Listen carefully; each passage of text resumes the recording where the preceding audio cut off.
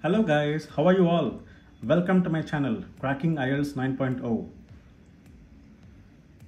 Today I'll be discussing Cambridge 16 Test 1, Section 2 of the General Training Reading module.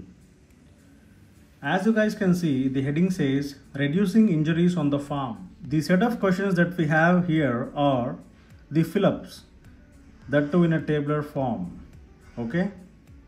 So let's not waste any time and jump into the passage. Okay, let's read this passage now and try to understand. Farms tend to be full of activity. There are always jobs to be done and some tasks require physical manual work. While it is good for people to be active, there are risk factors associated with this and efforts need to be made to reduce them. The first risk relates to the carrying of an excessive load or weight. This places undue demands on the spine and can cause permanent damage. Examples of tasks that involve this risk are removing 50 kg fertilizer bags from one side to another and carrying heavy buckets of animal feed around fields. According to the UK Health and Safety Executive, activities such as these should be avoided at all times.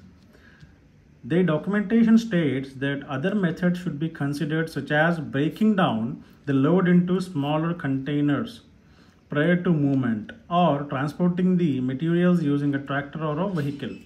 The risk posed by excessive force is made worse if the person lifting is also bending over, as this increases pressure on the discs in the back. This is the first question that we have. Here we have a risk factor, heavy loads. Examples of farm activities: lifting sacks of dash, carrying food for animals. So this is the 15th blank. Lifting sacks means bags, okay?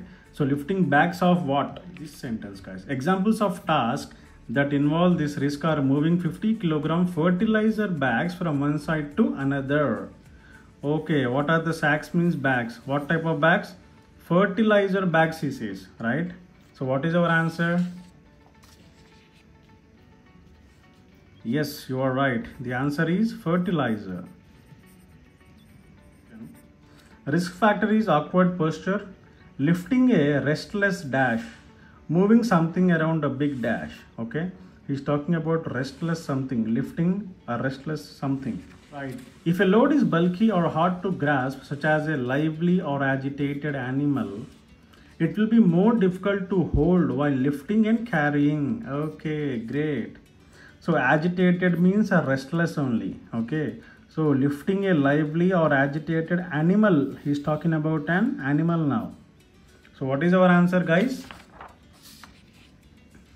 Lifting a restless animal, right? The holder may adopt an awkward posture, which is trying and increasing the risk of injury. Sometimes a load has to be held away from the body because there is a large obstacle in the area and the person lifting needs to be able to see where their feet are going. This results in increased stress on the back. Holding a load at arm's length imposes about 5 times the stress of a close to the body position. In such cases, handling aids should be purchased that can take the weight of the load and minimize the potential for injury. Okay, great. So what is our question, guys? Moving something around a big dash. Big. See, look at this sentence. Sometimes a load has to be held away from the body because there is a large obstacle in the area. Large obstacle. Large means big, right? So big obstacle in the area around this obstacle. So obstacle is our answer, right? Next, buy particular dash to help with support. Okay, he's talking about buying something. Okay, buy is our keyword. Buy particular dash to help with support. In such cases, handling aids should be purchased that can take the weight of the load. Purchasing means buying, right? So buy was our keyword. So in such cases, handling aids should be purchased. Handling aids. Aids means supporting, assistance, something like that. Okay. So buy a particular aids to help with support. Okay. Next, lot of dash while working. So there is a lot of something. Lot of is the keyword while working. Okay. And fixing a fallen dash. Something has fallen. So fixing that. Another risk that relates to awkward posture is repetitive bending when carrying out a task. Okay, an example might be repairing a gate that has collapsed onto the ground. Okay. This type of activity increases the stress on the lower back because the back muscles have to support the weight of the upper body. The farmer should think about whether the job can be performed on a workbench, reducing the need for prolonged awkward posture. A lot of dash while working. Lot of means repetitive, guys. So repetitive bending, right? So repetitive bending when carrying out a task means while working. So he's talking about a lot of bending. So answer for this one should be bending. Okay. Next, fixing a fallen dash. What is that? Fallen. See, an example might be repairing a gate that has collapsed onto the ground. Okay, collapsing onto the ground means fallen. So gate has fallen. Repairing means fixing. So fixing a gate that has fallen. So what is our answer, guys? Fixing a fallen gate. Okay. So that was the first passage in the second section. Let's move to the next passage in the second section. So the second passage in the second section is good customer service in retail. Okay, I hope you guys have these outlets now. And the set of questions that we have are the fill-ups. Okay, so without wasting any time, let's jump into the passage. Without customers, your retail business would not exist. It stands to reason, therefore, that how you treat your customers has a direct impact on your profit margins. Great. Some customers just want to browse and not to be bothered by sales staff. Try to be sensitive to how much help a customer wants. Be proactive in offering help without being annoying. Suggest a product that naturally accompanies what the customer is considering, or point out products for which there are special offers. But don't pressure a customer into buying an item they don't want. Okay, great. Right, what is the first one? A dash approach to selling is fine as long as you do not irritate the customer. Okay, irritating means annoying, right? We have read something about annoying in the passage, right? So where is that? Here. Be proactive in offering help without being annoying. Annoying means irritating. So what is the approach he's talking about? Proactive approach. Be proactive in offering help means a proactive approach. So a proactive approach is to selling is fine as long as you do not irritate the customer, right? Next one. Recommend additional products and dash without being too forceful. Okay, don't be too forceful. Okay. Let's read about that. Recommend additional products is talking means suggest a product that naturally accompanies what the customer is considering, or point out products for which there are special offers. Great. Recommend additional products means suggest a product that naturally accompanies what the customer is considering. This is nothing but the additional product. And what? And special offers. Without being too forceful means don't put pressure on the customer. See, don't pressure a customer means without being too forceful. Don't force anyone. So one is the additional products and one is the special offers. As you can see, we can write up to 2 words, right? So our answer should be special offers, right? Know how to compare similar products which have different dash. So he's talking about comparing similar products which have different. Okay, let's read about that. Build up a comprehensive knowledge of all the products in your shop, including the pros and cons of products that are alike, but they have been produced under a range of brand names. Okay, great.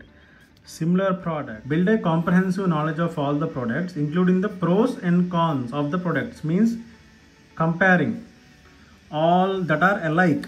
Okay, products that are alike means similar products, right? but that have been produced under a range of brand names. Range of means different. All they have different brand names, right? So products that are alike means similar products under. So what is the answer, guys? Which have different brand names. Okay, next, avoid dash by always saying more than no.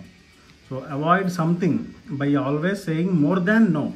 Out of a particular item, make sure you know when the next order are coming in. Negativity can put customers off instantly. If a customer asks a question to which the answer is no, do not just leave it at that. Follow it with a positive. For example, we are expecting more of that product on Tuesday. So we should not give a negative answer. We have to follow a negative with a positive answer, right? That's what we learned. So what should we avoid? See this. Negativity can put customers off instantly. So we have to avoid this negativity by saying always more than no. Right? So avoid negativity by always saying more than no. So after no, you have to follow up with a positive answer, right? That's what we read. Next, keep an eye on the dash of the goods on shelves. Okay. Meanwhile, if you see a product in the wrong place on a shelf, don't ignore it. Put it back where it belongs. This attention to presentation keeps the shop tidy, giving the right impression to your customers. Likewise, if you notice a fault with the product, remove it and replace it with another. Okay. So keep an eye on means, what does this mean? See, attention. This attention means keep an eye on dash of goods on shelves. So on shelf we have read already.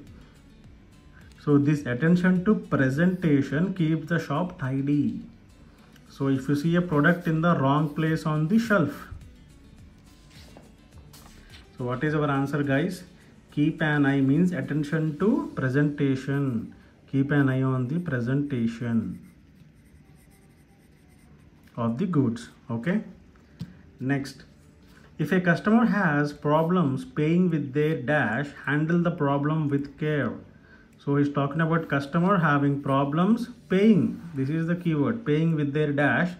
Handle the problem with, when necessary, be discreet. For example, if the customer's credit card is declined at the till, keep your voice down and inquire about an alternative payment method quietly so that the customer doesn't feel humiliated. If they experience uncomfortable emotions in your shop, it's unlikely that they'll come back. It means they will not come back if they experience anything uncomfortable. That's what he means. So paying with their what? Credit card, right? In this passage, he talks about when the customer pays with the credit card. So if a customer has problems paying with their credit card,